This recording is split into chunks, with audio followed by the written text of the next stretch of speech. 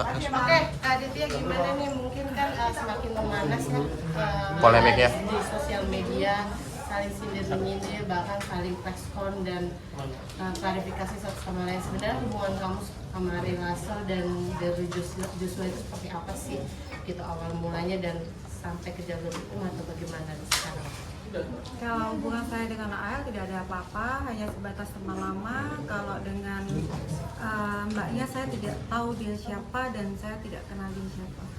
Mungkin awal mulanya siapa sih yang duluan membuat kamu mungkin sampai akhirnya up di sosmed gitu kan dan saling sindir di sosial media?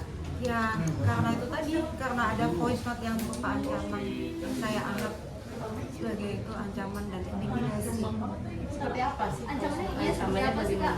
Sampai separah itu kan sampai menempuh jalur hukum seperti itu. Tidak ada jalur hukum, belum ada jalur hukum. Jadi tolong digarisbawahin, belum ada jalur hukum. Yang ada Aditya ini konsultasi, gitu. Konsultasi untuk masalahnya dia. Jadi mencari pendapat hukum ke kami yang disebut sebagai kuasa hukum maupun ke kepolisian. Itu belum ada. Jadi saya clearkan. Jadi yang menjadi permasalahan besar 1 minggu terakhir itu adalah narasi di mana Aditya itu telah melakukan laporan kepolisian. Nah, tetapi boleh dicek di medsos ataupun di platform manapun juga yang pernah dihadiri atau mungkin dinyatakan oleh Aditya, itu Aditya tidak pernah mengatakan sudah membuka laporan polisi. Nah, tetapi Aditya mengatakan baru melakukan konsultasi untuk melangkah secara hukum, tetapi bukan merupakan sudah membuka laporan polisi. Seperti itu. Nah, untuk apa kelanjutan ke depannya itu apakah melakukan jalur hukum atau tidak? Hingga saat ini kami belum, dan tadi kami sudah menghubungi kuasa hukum dari Mas AL dan Mbak DJ. Sebelumnya juga semalam saya sudah hubungi dengan Bang Hendarsam bahwa ini perkara kecil sudah mau usah diperpanjang karena memang keadaan negara lagi nggak bagus kan. Apalagi ini juga udah mau akhir tahun jadi lebih baik diselesaikan. Karena juga kalau kami melihat catatannya segala macam itu nggak ada flirting sama sekali. Itu seperti biasa kayak saya ke temen aja gitu kan, apa kabar, karena kebetulan juga Mbak Aditya itu dengan Mas AL itu teman lama di Surabaya, dan yang memang yang chat duluan adalah Mas AL sekedar nanya, halo ini Aditya bukan gitu loh.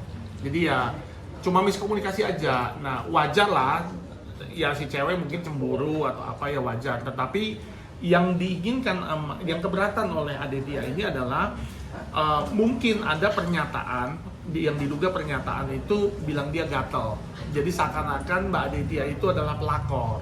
Nah setelah kami cek, Mas AL ini kan tidak dalam status perkawinan. Nah mau chat flirting pun sebenarnya juga secara hukum nggak ada masalah karena tidak masuk ke perzinahan ataupun perselingkuhan, betul. Nah, cuman keberatannya beliau ada pernyataan kamu akan saya laporkan polisi dengan micro cheating.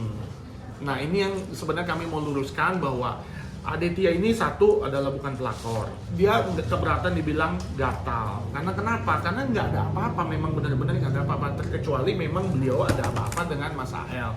Sekalipun ada apa-apa pun juga sebenarnya sah-sah saja. Karena sama-sama single dewasa, ya. Dan udah dewasa juga gitu.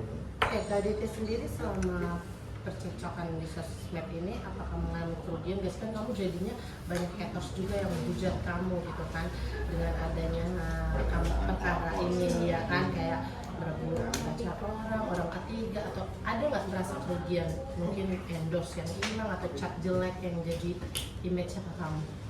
Ya kayak tadi yang aku udah jelaskan ya, mungkin nama baik secara psikis, secara mental itu sih. Berarti mental kamu sempat terganggu dong dengan Ya ini? jujur kan pasti shock ya, namanya orang diancam itu pasti shock ya Kak ya. Ada nggak sih kalimat-kalimat yang memang kamu ingat banget yang ngebuat kamu, oh ini jadi titik ukur kamu ngebalikin gitu loh, bahwasannya karena omongan netizen ini yang membuat kamu akhirnya kena mental, drop segala macem gitu? Kalau dari omongannya si mbaknya atau omongan netizen? Dari mbaknya? Dari mbaknya, dia ada bilang saya akan cari kamu Aditya, kamu kegatelan, saya bisa laporkan kamu pasal micro cheating. Tapi Kamu ngerasa bersalah nggak sih dengan kasus ini, ataukah emang kamu merasa bahwa di posisi kamu ini benar saya nggak ada ngerasa bersalah gitu maksudnya? Iya, benar, nggak ada merasa bersalah dan aku merasa aku menjadi korban di sini. Berarti artinya kamu dirugikan dalam kasus ini, berarti seperti itu. Betul.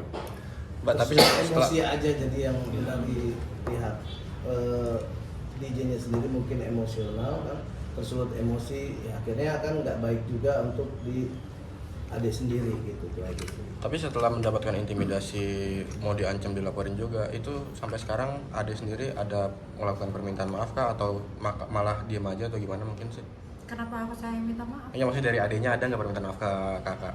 Ada etikat permintaan maaf. Ada DJ, sorry. Bukan, saya bingung. Dari Mbak DJ maksudnya ke Mbak Ade ya. Ada etikat baik melakukan permintaan maaf mungkin, atau menghubungi secara langsung di belakang sosmed mungkin, atau seperti apa?